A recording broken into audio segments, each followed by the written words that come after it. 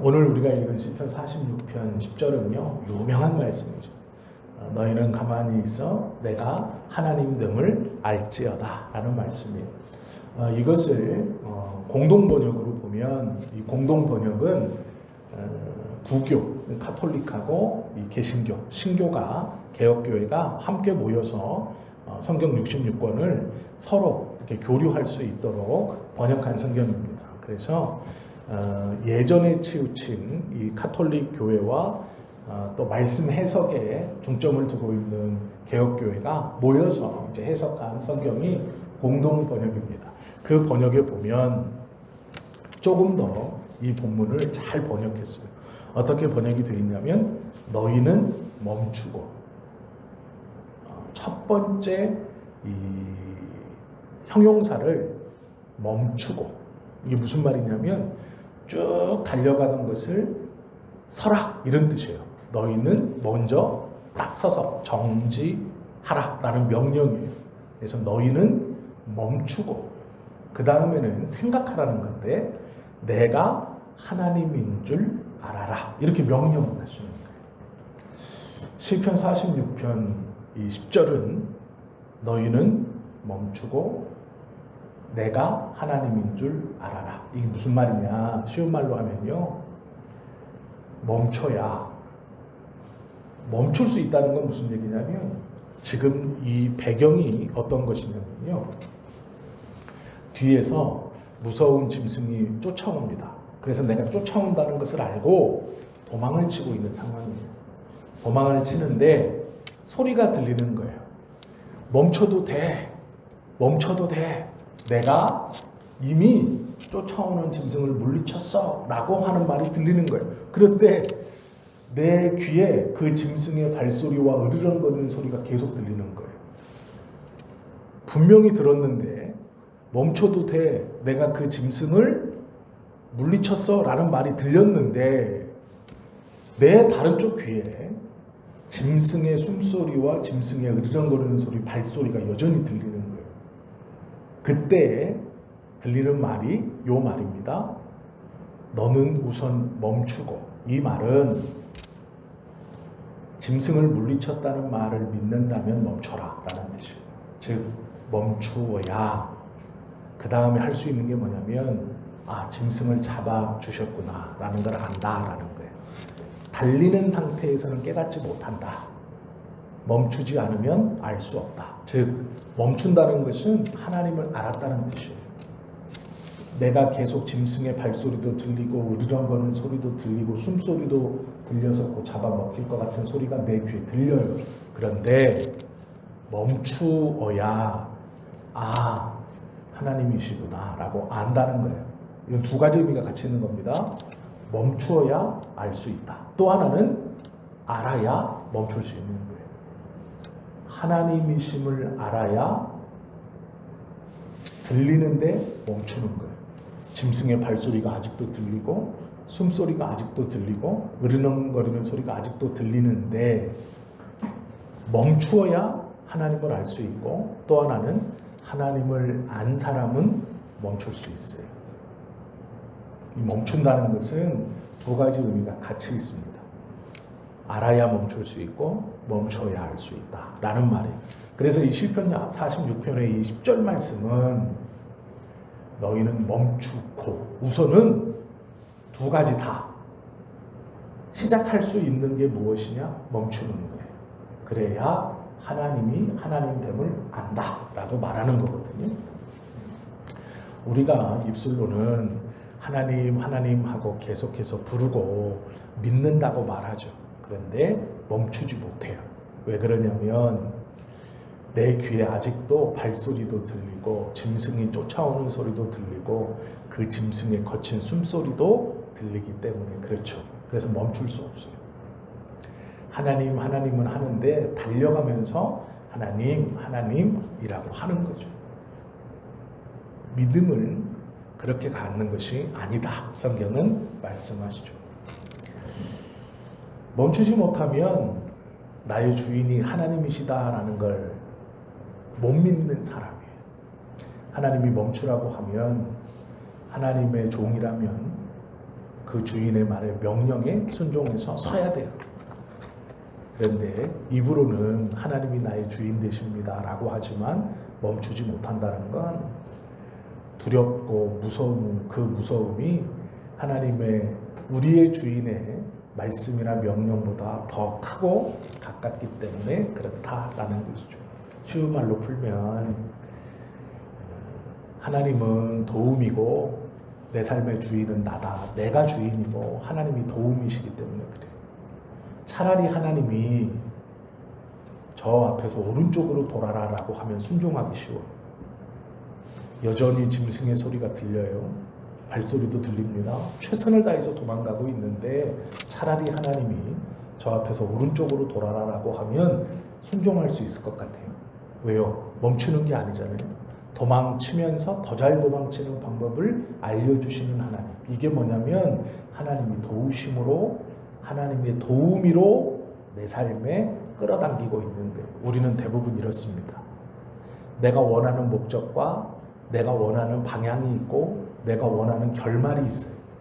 그리고 하나님은 내가 원하는 그 결말과 목적과 방향에 도우미로 있으면 좋게요. 오른쪽으로 피해라, 왼쪽으로 가라, 물을 건너지 말고 숲으로 들어가라. 이러기를 원하죠. 내 계획은 어쨌든 도망가는 거니까, 벗어나는 거니까 그것을 잘 할 수 있는 도우미로 하나님을 우리가 붙들고 있다라는 거죠. 그 모든 사람들에게 하나님은요, 멈추어라 라고 이야기하시는 거예요. 이건 명령입니다. 멈춰라. 스탑이라고 외치는 거예요. 달려가면서 어디로 도망갈까요? 라고 물으면 안 된다라는 것이죠. 영적 우울증이라는 게 있습니다. 50대 중반인 집사님이셨는데 결혼 생활을 30년 이제 하시고 어느 날부터 갑자기 의욕이 없는 거예요. 똑같은 평범한 하루하루였는데 갑자기 의욕이 생기지 않더래요. 그러면서 남편이 밉고 꼴보기 싫고 뭐 특별히 잘못한 것도 없어요. 그런데 어느 날부터 갑자기 남편이 꼴보기 싫고 밉고 아이들도 벼랑 반갑지 않고 아무것도 하기 싫다는 거예요. 그냥 교회에 가서도 기쁘지도 않고 즐겁지도 않고 그냥 멍하니 앉아 있었다고 합니다. 그렇게 한 2년을 보냈대요. 왜 그런지도 모르고 그 왜 그런지 알고 싶지도 않은 거예요. 그냥 모든 게 만사가 다 귀찮아요.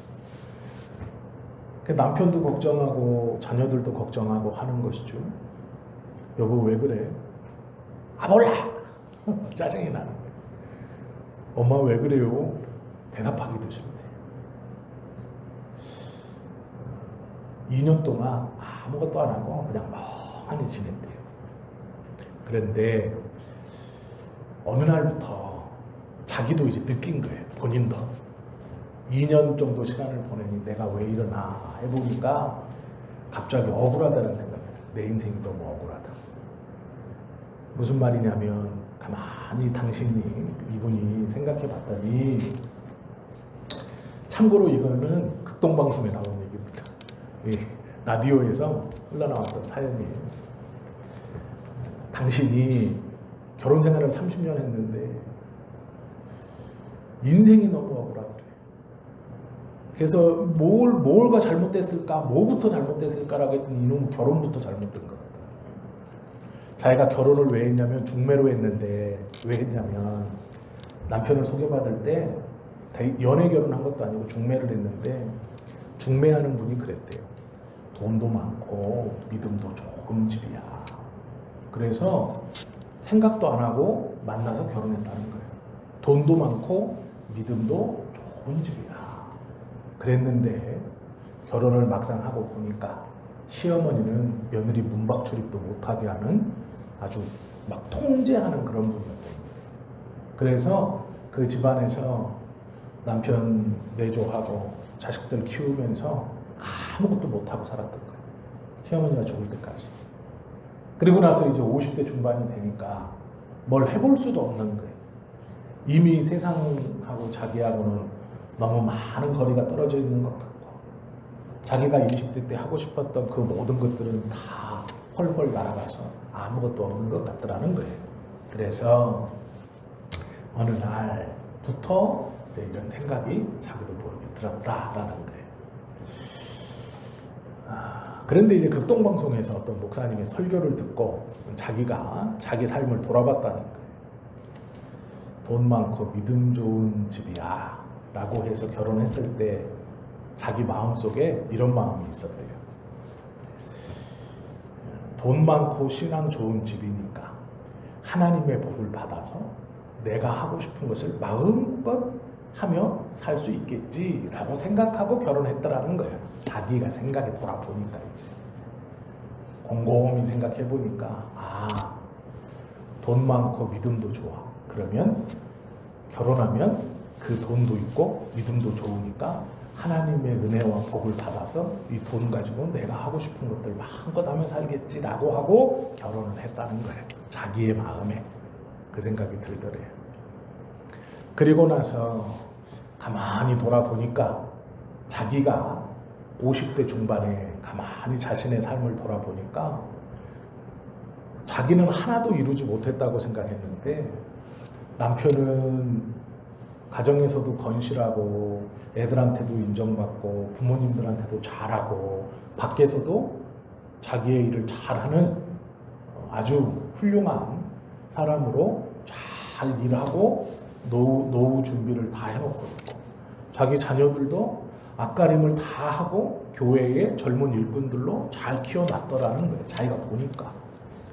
그래서 결국은 2년 만에 말씀을 듣고 왜 이럴까를 생각하다가 깨달았다는 거예요. 나는 하고 싶은 것들이 많았는데 아무것도 못한 줄 알았는데 아니구나.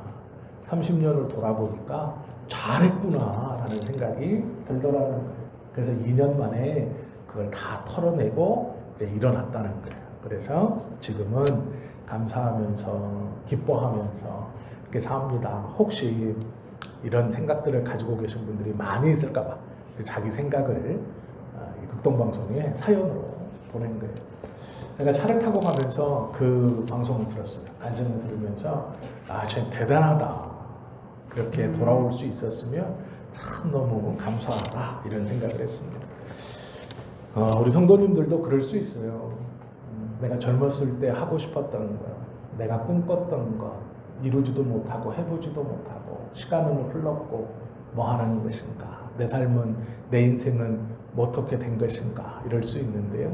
그렇지 않습니다. 우리는 우리의 생각대로 우리의 삶을 이루어 오지 못했다고 생각할지 모르지만 하나님께서는 하나님의 일을 하나하나 우리를 통해 이루고 계셨다라는 것이죠. 이사야 55장 8절에 보면 이런 말씀이 있어요. 하나님께서 나의 생각은 너희의 생각과 다르다.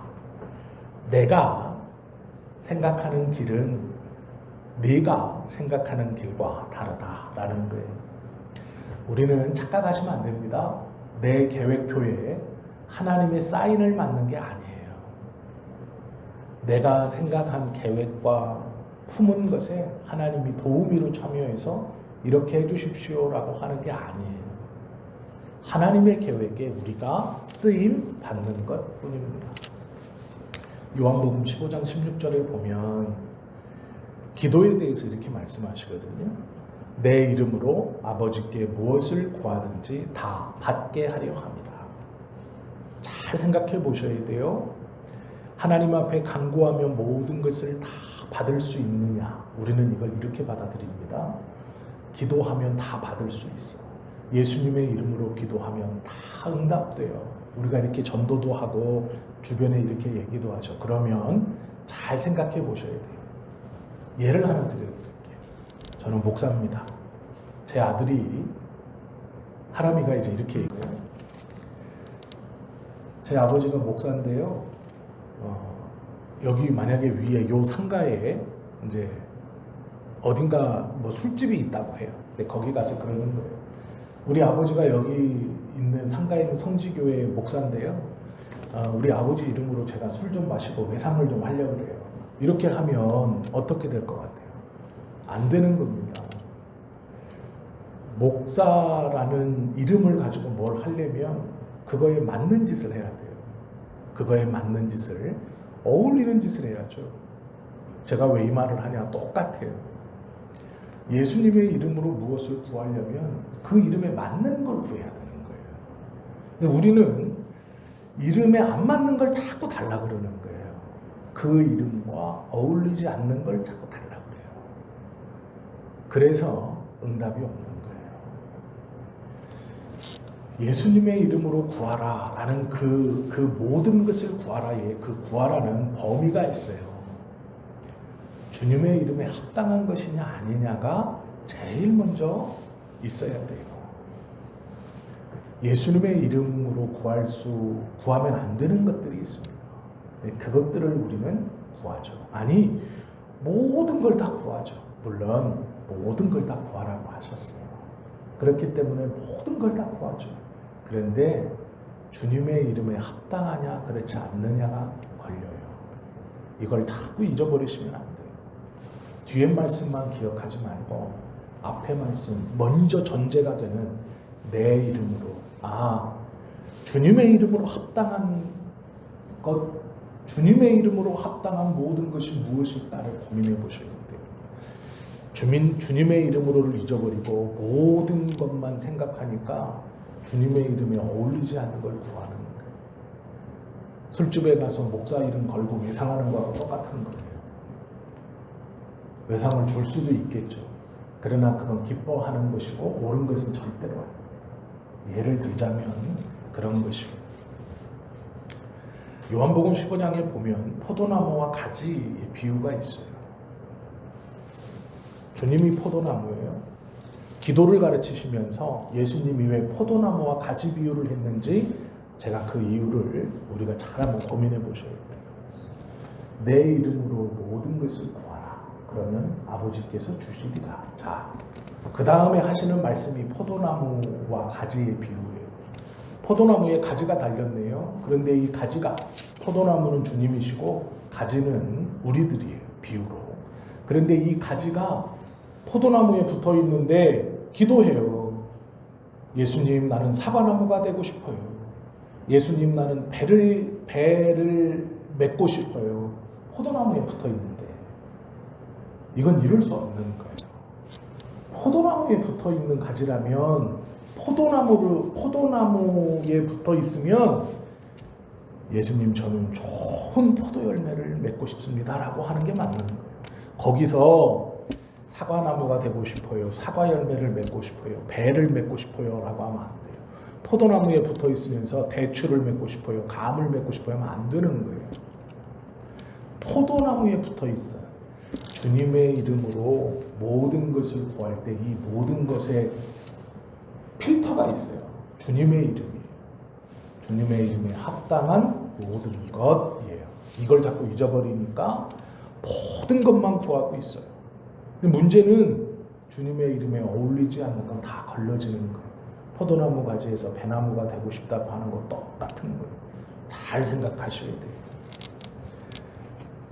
예수님께서 십자가를 지시기 전에 하나님 앞에 기도하시면서 간절히 자신의 소망, 자신의 마음을 솔직하게 하나님 앞에 기도하셨어요. 하실 수만 있으면 이 잔을 제게서 옮겨 주십시오. 이게 솔직한 마음. 그런데 그 뒤에 뭘 열어놔요? 그러나 내 뜻대로 마옵시고 아버지의 뜻대로 하옵소서. 기도라는 건 우리의 간절한 소원을 하나님 앞에요 정확히 알아야 돼요. 정확히 알아야 돼요. 주님의 이름으로. 그러나 뒤를 열어놓으셔야 돼요. 기도는요 뒤를 막는 게 아니에요. 이게 무슨 얘기냐면 하나님께서 역사하시고 응답받는 기도를 하나님의 자녀들이, 우리가 하나님 앞에 기도할 때 우리가 원하고 우리가 소원하고 내가 하나님 앞에 간구하는 것을 정확히 기도해요. 그건 맞아요. 하나님 언제까지, 하나님 어떤 것을, 하나님 어떻게 해 주십시오. 정확히 해야 돼요. 제가 처음 목사가 되기로 하나님 앞에 기도했던 것이 초등학교 4학년 때입니다. 성결교의 목사님이셨는데 이준호 목사님이셨어요. 아직도 성함을 안 잊어버려요. 이 서천 군사리 일구 마을회관 2층에서 부흥회를 했어요. 초등학교 4학년 때 그 부흥회에 갔습니다. 이분이 간증을 하는데 잊어버리질 않아요. 시티백 오토바이, 그 88 오토바이를 목회를 하고 나서 너무 갖고 싶었대요.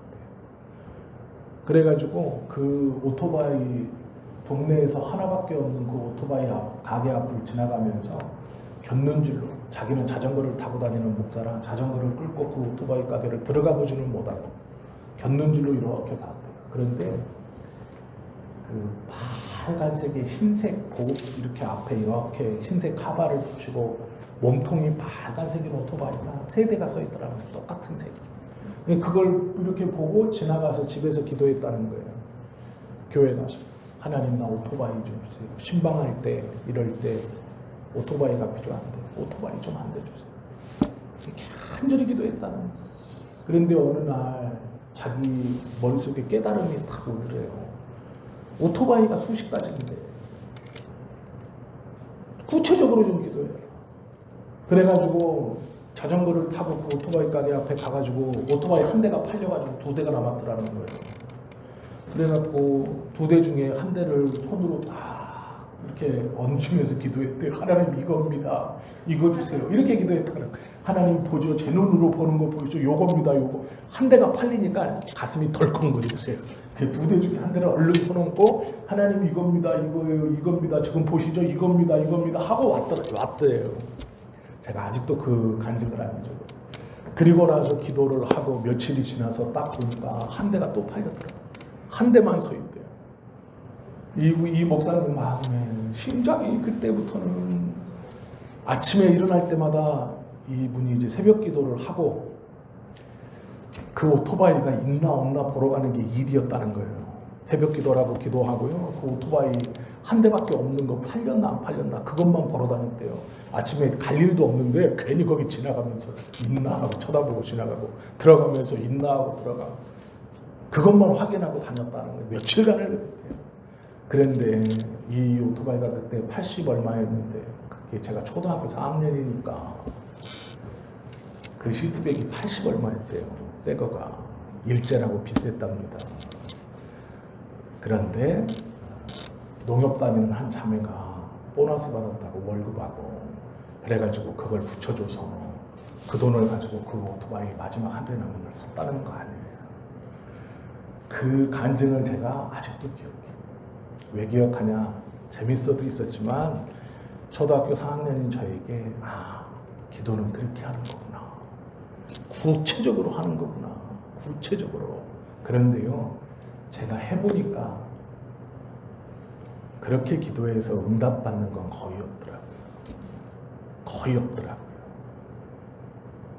기도하면서 하나 알았어요. 뭐냐면 뒤를 열어야 돼요.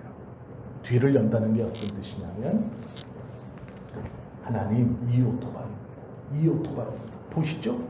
제가 보는 거 그대로 보죠? 이겁니다. 하고 와요. 그래서 그러나 하나님 그건 아니어도 됩니다.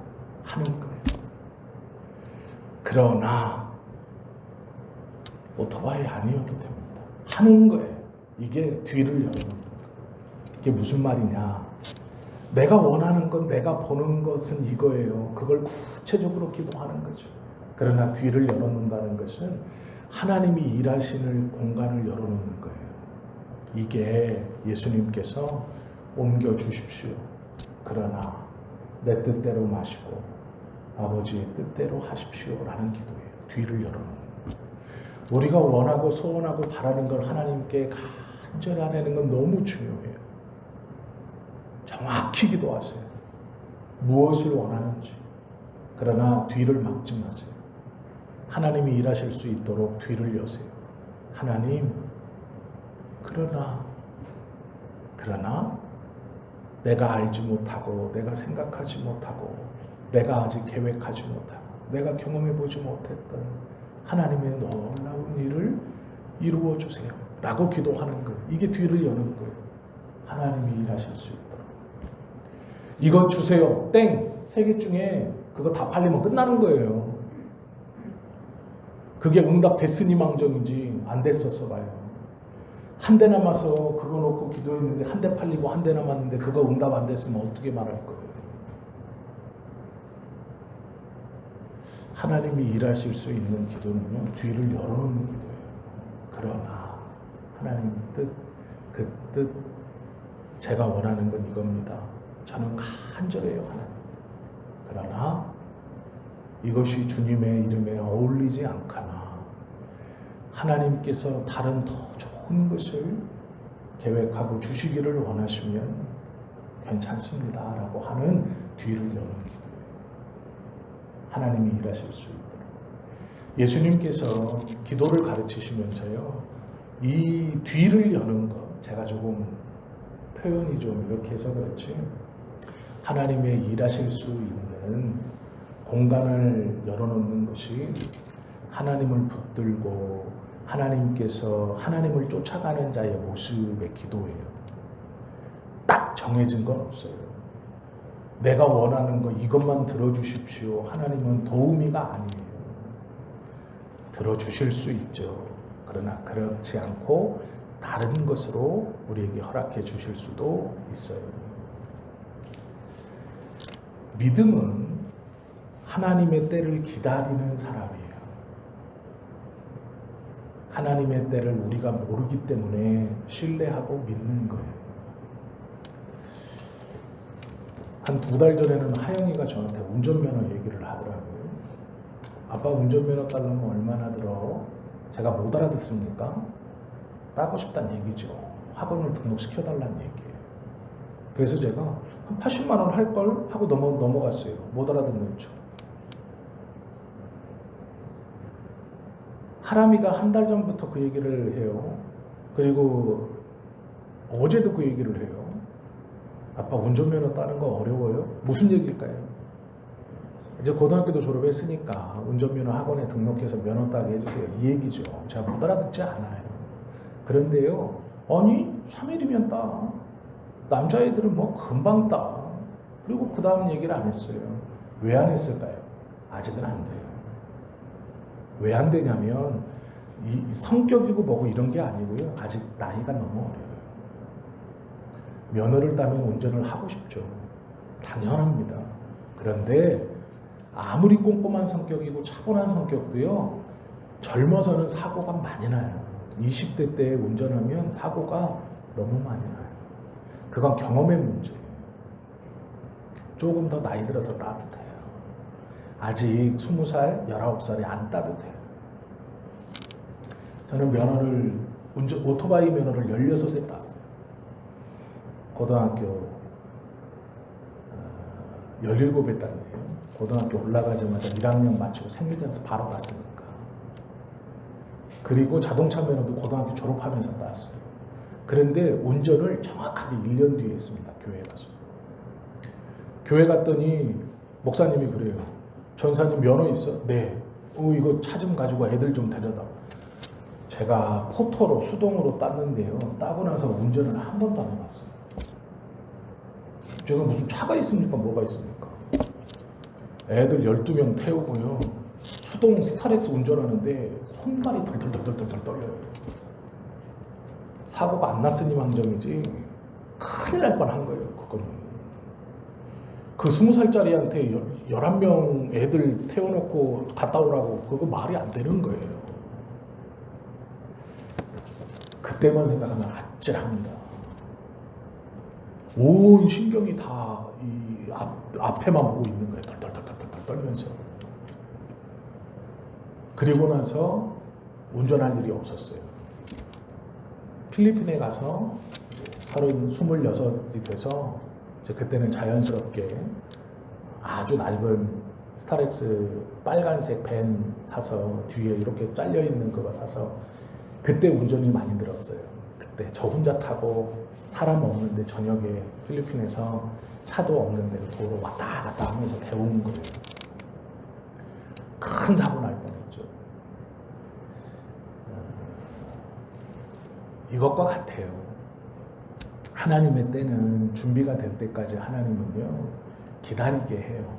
그러면 하나님께서 우리에게 허락해 주실 때까지 기다려야 됩니다. 서두르면 사고 나요.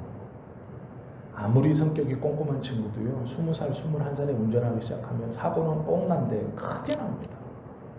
그리고 문제는 사고 처리가 안 돼요.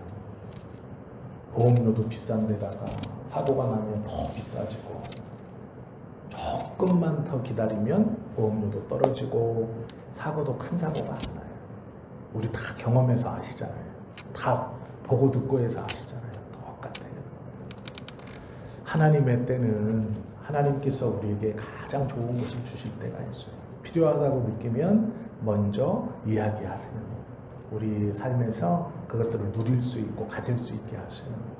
조금만 참으세요. 하나님을 신뢰하시면 기다리셔야 돼요. 이것이 하나님의 때예요. 또 하나는요, 범사에 감사하게 됩니다. 일상을 산다는 것이 얼마나 감사한지 다 아시죠? 두통만 생겨도 하루가 힘들어요. 제가 한 1년 반 넘었는데요, 엄지발가락이 어느 날 아픈 거예요. 이상하게 아침에 일어났는데 뻐근하다 싶은 거예요. 괜히 아무런 저기가 없는데 아침에 일어나서 왼발을 딱 디뎠더니 엄지발가락 끝이 약간 뻐근한 거예요. 이게 왜 뻐근하지? 이게 뻐근하니까 파스를 붙여놓고요, 디딜 때마다 시원해요. 이게 이렇게 하면 뻐근하잖아요. 디드니까 시원해요. 그래서 그걸 즐겼어요. 이게 참 미련하죠. 아침에 딱 디뎠는데 뻐근하니까 거기 파스를 이렇게 붙여놓고 발을 딱 디디면 뻐근한데 시원한 거예요. 그 느낌이 좋더라고요. 왠지. 그래서 그걸 즐겼어요. 이렇게. 시원하네. 자국이 되니까 시원하더라고요. 그런데 웬걸요, 다음날 일어났는데 디디지를 못해요. 병원에 갔더니 통풍이라는 거예요. 이렇게 미련합니다. 그런데요, 그렇게 해서 통풍이라는 걸 진단받고 3일 동안 딛지를 못하는 거예요. 양말도 못 신겠고, 파스를 묻혔는데 이걸 떼야 되잖아요. 떼지도 못하겠어요. 이게 손만 대도 아파요. 파스를 떼야 되는데 떼지도 못해요. 너무 아파. 3일 동안 아이고 하고 다녔어요. 그 첫날 가가지고 주사 받고 이랬으면 금방 좋아졌을 거예요. 설사만 나도요, 하루가 정말 힘들어요. 두통이 생겨도 하루가 힘들고, 발끝만 좀 아파도 하루가 힘들고, 치통만 좀 있어도 하루가 힘들어요. 일상을 산다는 거 얼마나 감사한지 다 아시잖아요. 경험하지 않고 아는 것이 정말 지혜로운 사람이죠. 경험해보고 그걸 알 필요 없잖아요. 일상을 산다는 건 정말 감사할 게 많아요. 우리가 예화로 많이 들어보셨잖아요. 병원에 가보세요. 어제까지 나하고 똑같이 살던 사람들, 아니 몇 시간 전까지 내 옆에서 같이 있던 그 사람들이 병원 가서 다 누워있어요. 나는 안 갈 것 같나? 우리도 가잖아요. 어느 날 갑자기 환자복 입고 병원에 누워서 꼼짝 못하고 하루 가요. 그냥 평범한 하루를 산다는 건 너무 감사한 거죠. 하나님 앞에 온전히 기도하는 사람은 하나님의 일하실 수 있는 뒤를 열어놓는 사람이에요. 그리고 하나님의 때를 신뢰할 수 있는 사람, 또 하루를 살면서 그 평범함에 감사할 수 있는 사람이에요. 하나님을 온전히 믿는다는 것은 하나님을 내 계획에 도우미로 끌어오는 게 아니라 하나님이 계획하시고 내가 그 계획에 쓰임받는다는 걸 깨닫는 사람이에요. 하나님께서 시편 46편에서 멈춰서라, 두 가지 의미라고 말씀드렸어요. 멈춰서야 하나님이 하나님인 줄 알 수 있다. 또 하나는 멈춰 쓴다는 것은 하나님을 하나님으로 알 때 멈춰 설 수 있다라는, 앞에든 뒤에든 하나님을 멈춰 서서 알든 하나님을 알고 멈춰서든 우리가 먼저 해야 될 건 멈춰 서는 거예요. 그래야 1번이든 2번이든 판가름이 나요. 달리는 상태에서는 1번이든 2번이든 하나님 앞에 드릴 수가 없어요.